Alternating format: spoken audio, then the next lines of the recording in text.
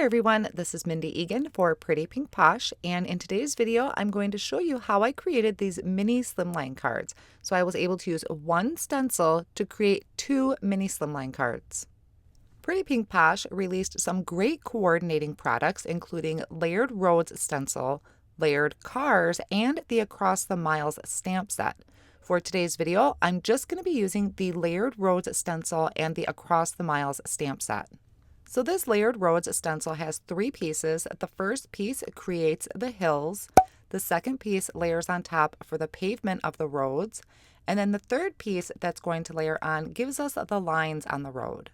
To do my stenciling today, I am going to be using my Make Art station, which is a magnetic station that has these magnets on there that'll hold my stencil down.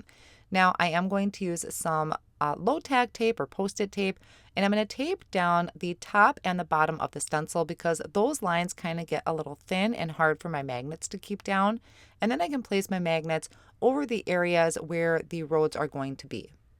Then I'm going to come in and start ink blending. So this first layer that I'm using, which they're all labeled down in the bottom corner, this first layer is creating the green of our hills. So I'm using Twisted Citron Distress Oxide ink and blending in all of those open areas, just moving my magnets as needed to get to those spaces. Once I have that all filled in, I'm going to come in again, but this time I'm going to use Mowed Lawn Distress Oxide ink. So this is a darker shade of green, and I'm going to start with each section. I'm going to start towards the bottom. So that way I have a gradual transition of color from light to dark. I'm going to continue down through each section, and if I need to help smooth out the transition, I can come in with my previous blending tool that has the Twisted Citron on there. Then I'll go down and work on my last section and add the Mowed Lawn, the darker color. And this one's a bigger area, so if you really wanted to add some contrast, you could bring in a third color. But I didn't need to. I just finished off by blending that with the Twisted Citron and helping add a little bit of that highlight back into the hill.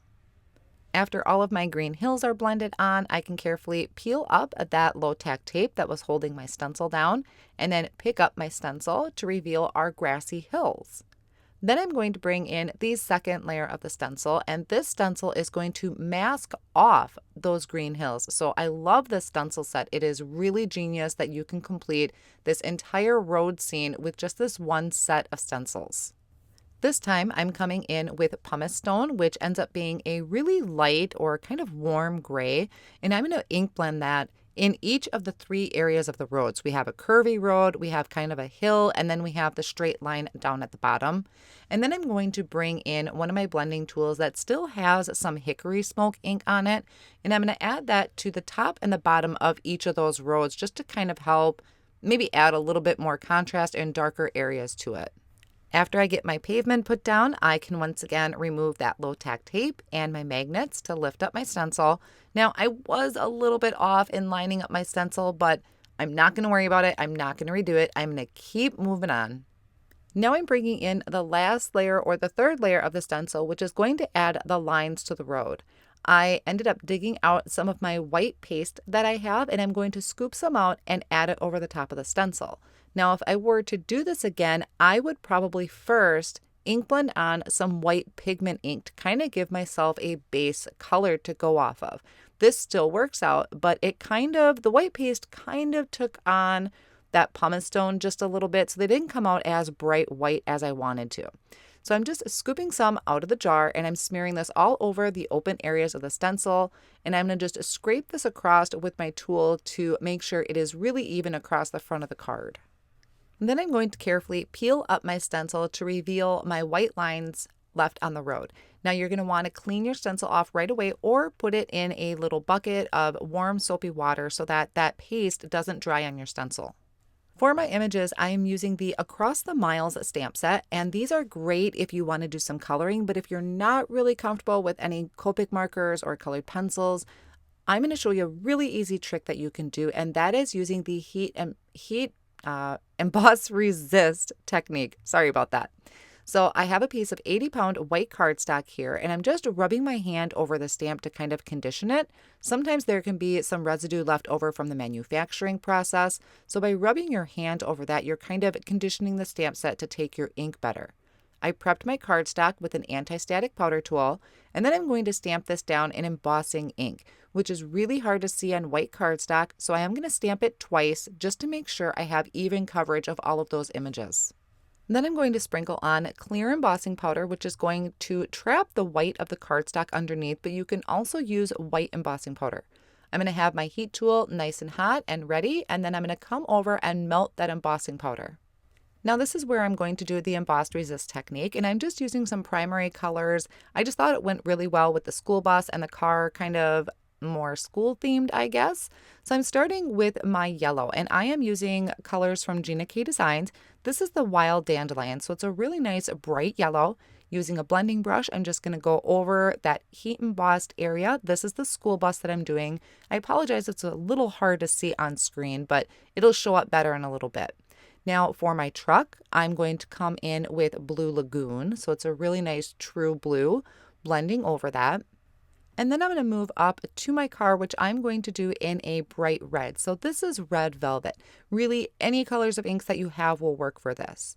Now I thought I'd add a little bit of contrast to the vehicles. So I'm going to add a little bit more ink to the very bottom because I really did a light-handed application of color to the car. So I came in a little heavier handed towards the bottom. Then I'm bringing in a small ink blending brush, and I'm going to add a little bit more color to the bottom of the truck, kind of blending up so I have that gradual transition of dark to light. And now for the school bus, it's really hard to kind of get that darker yellow when I already added quite a bit of yellow here.